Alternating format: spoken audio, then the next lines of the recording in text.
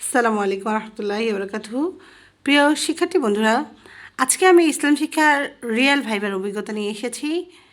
যেমন প্রার্থী প্রথমে সালাম দিয়ে প্রবেশ করলেন, এরপরে হচ্ছে ধন্যবাদ দিয়ে বসলেন না।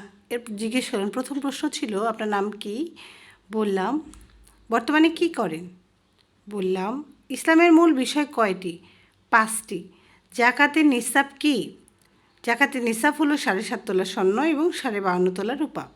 চাকরি করবেন তো? বললাম জি স্যার। পরিবারে কে কে আছে? বললাম।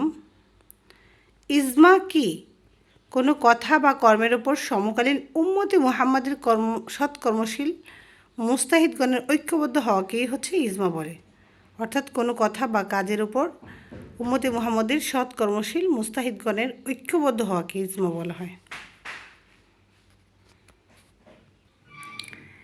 ইজমা ও কিয়াস কি বর্তমানে রয়েছে? জি স্যার, রয়েছে। ইজমার উদাহরণ দিন। বর্গা চাষ করা এবং শেয়ারে ব্যবসা করা। ইসরা ও মিরাজ সম্পর্কে বলেন। মসজিদুল হারাম থেকে মসজিদুল আকসা পর্যন্ত রাসূল সাল্লাল্লাহু আলাইহি সাল্লামের রাতের ভ্রমণকে ইসরা বলে।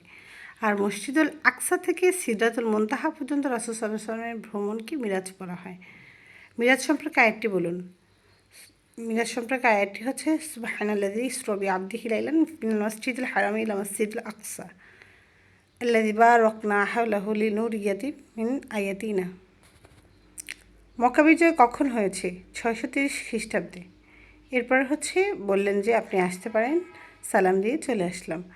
তো প্রার্থীর অভিজ্ঞতা ছিল হচ্ছে, প্রার্থী বললেন যে আলহামদুলিল্লাহ ভাইবা খুবই ভালো হয়েছে, তো দোয়া করবেন আপনারা, এই কথাটা প্রার্থী সর্বশেষ বলেছিলেন।